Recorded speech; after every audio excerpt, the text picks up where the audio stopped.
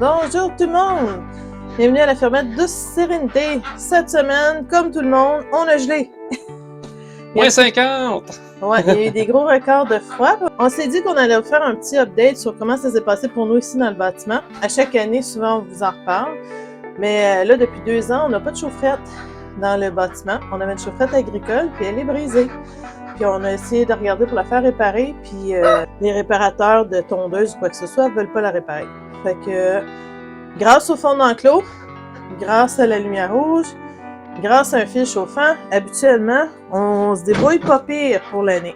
Mais là, dans les moins 40, j'ai dû aussi utiliser une petite chaufferette pour dégeler des tuyaux. Ben, un tuyau sur lequel le fil chauffant passe pas. C'est le tuyau d'eau froide qui part du tuyau central jusqu'au robinet. L'année passée, ce qu'on a vécu, c'est que le robinet a gelé et ça l'a brisé.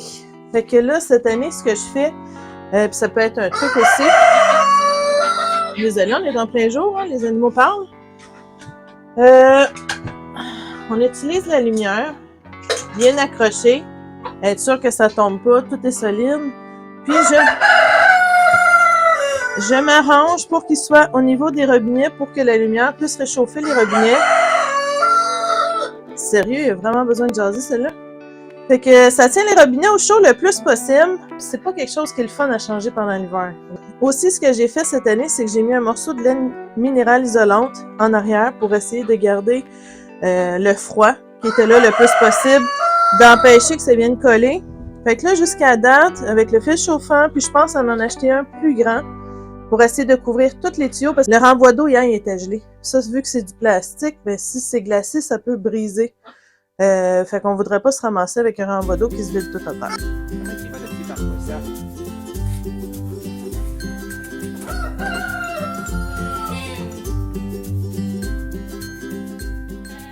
Alors, de ce côté-ci, j'avais une petite mise à jour à faire, parce que dans la vidéo des naissances des bébés de perles, j'étais toute contente et j'ai dit « On a un petit gars, et on a une petite fille! » Finalement, quand ça a été le temps de mettre l'iode sur les cordons ombilicaux, je me suis rendu compte « Ben non! On a 2 petits gars! » Le petit blanc, puis le petit brun. Ben, ce sont 2 petits garçons en très bonne santé, ça saute partout. Là, aujourd'hui, on est le 5 février, puis mercredi au jeudi, mes petits gars vont avoir 3 semaines. Hein, petit garçon? Ferme va bien. Elle est tarie d'un côté parce que les bébés buvaient pas d'un bord, puis j'ai pas été assez vite pour la traire. Fait que, mais ils boivent d'un côté, fait que pour elle, cette année, ça va être un des 2 côtés qui va donner du lait. Fait que l'année prochaine, on va essayer de faire en sorte que les 2 côtés là, soient en production. Mais là, les petits gars vont bien, ils mangent déjà du foin. Ils ont commencé à manger de la moulée. Fait qu'ils sont top shape. Ma belle Andy qui est là, on sait toujours pas si ça va avoir des bébés. Mais si on en a, ça peut être dans un mois et demi. Fait que je pense que c'est une des dernières qui a été accouplée. Et ici, je suis arrivée 1 semaine après la naissance des bébés. Et je m'aperçois avec la caméra que j'ai probablement encore un bébé qui avait réussi à sortir de l'enclos. Et comme de fait, le petit blanc était assez téméraire, il était sorti de l'enclos. Fait que j'arrive ici, je pogne le bébé qui me criait après, pour me rendre compte en levant les yeux que la belle Ébène avait eu son bébé dans la nuit. Fait que faut dire que ça l'a super bien été, hein? Fait qu'Ébène, elle a eu une petite fille. Fait que sa petite fille, elle a 1 semaine de moins que les petits gars. Elle ressemble à sa mère en plus. Ah, comme 2 gouttes d'eau. Elle a juste pas le spot gris comme sa mère, mais elle est vraiment ressemblante à...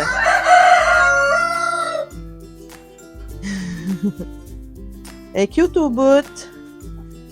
Elle va être très, très facile à apprivoiser. Elle boit bien. Il a fallu que je l'aide une couple de jours, mais elle va boire très bien. Ébène, c'est sa 2e fois qu'elle a des bébés.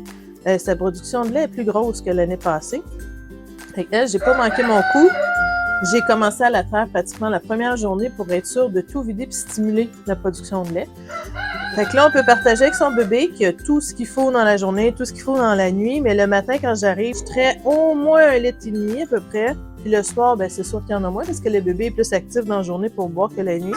Puis ça va très bien, fait qu'on a déjà recommencé à avoir du lait Ah, petite pupusse, on partage. Oui. Fait qu'on a une belle petite fille, Chesney, qui est là. J'ai aucune idée si ça va avoir des bébés. J'ai un gros feeling que non. Mais on va voir, il reste encore du temps. Puis ça peut encore arriver. Fait que c'est ça l'histoire pour nos bébés. Durant les gros froids, j'étais très inquiète pour les bébés. C'est pour ça que la petite elle a un manteau. Parce que Perle est super maternelle puis elle adore toujours coller sur ses bébés. Puis les deux petits gars se collent ensemble. Ici, je crois pas que Eben se colle nécessairement sur son bébé. Comme vous pouvez voir, ils ont très bien survécu au gros froid. Fait que là, le fond d'enclos, il est épais. Je peux même... on peut même vous montrer si vous voulez voir. Regardez ça comme c'est épais. Ça n'a pas fini d'épaissir. Même des fois, il faut mettre une autre planche de plus pour pas que les chaves sortent. Mais ce que ça fait, c'est que ça composte, ça fermente, puis ça les tient au chaud. Fait qu'il y a vraiment une différence entre ici et dans l'enclos pour la chaleur. Fait que ça les a aidés à passer au travers. Mais là, on est content que le temps doux soit revenu, puis que j'ai plus à stresser pour... J'ai plus du tout à stresser pour l'eau, puis mes filles vont bien. Hein?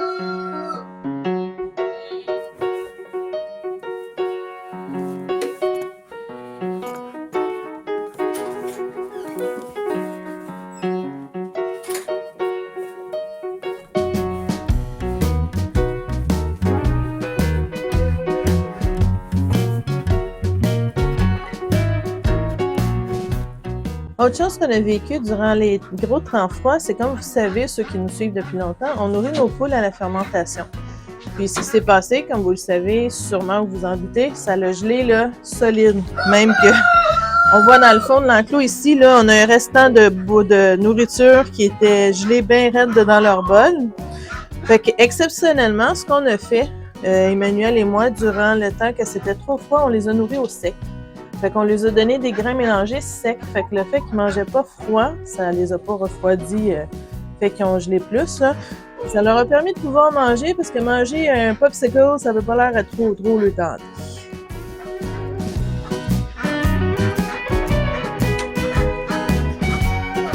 Un autre truc avec les poules, de ce que j'ai fait, c'est le fait que les fonds aussi étaient vraiment gelés. Je leur ai rajouté du foin, dans le fond. Pas du foin, oui, c'est du foin qui est gaspillé par les chèvres. Fait que comme ça, ils pouvaient avoir un endroit où c'était plus sec.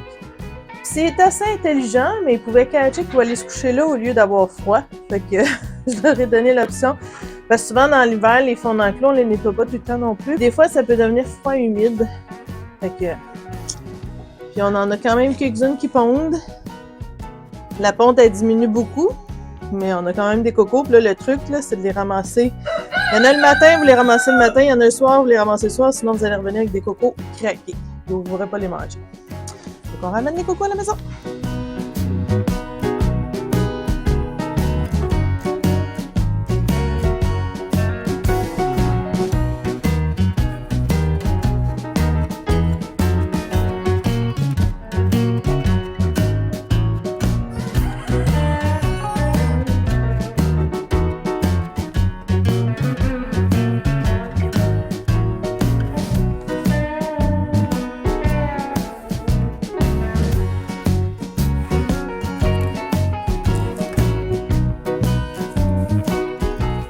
Alors, en conclusion, quand on a des animaux, le plus important, c'est pas nécessairement d'avoir un gros méga système de chauffage.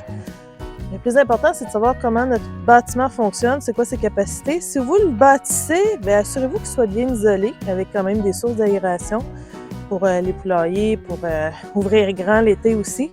Être possible aussi de changer l'air un peu l'hiver. Mais c'est ça, c'est de savoir comment l'entretenir, comment s'en occuper, puis d'être capable de cibler où est-ce qu'on veut mettre de la chaleur, parce que c'est pas nécessairement partout. Savoir qu'un plancher de béton, ben c'est froid. Fait que si vous avez quelque chose, des tuyaux d'eau qui sont vraiment collés sur le plancher de béton, ben assurez-vous de les isoler, de mettre de la mousse isolante, quoi que ce soit, de trouver des petits trucs. Puis si vous êtes en train de penser à ce projet-là, de devenir autosuffisant, si vous êtes en démarrage, mon mari, mon chéri, mon Stéphane, a créé une super belle formation sur l'organisation, comment, c'est quoi prioriser, quoi faire quand on veut démarrer, comment être capable de mettre sur papier les différents projets, puis lesquels qu'on veut faire en premier, c'est lesquels les plus importants, ceux qui peuvent attendre. Un beau tableau aussi de comment voir, visualiser ce qui a été fait, ce qui est à faire, ce qui peut attendre aussi. C'est accessible via notre site web, via Internet. Stéphane a travaillé super fort là-dessus.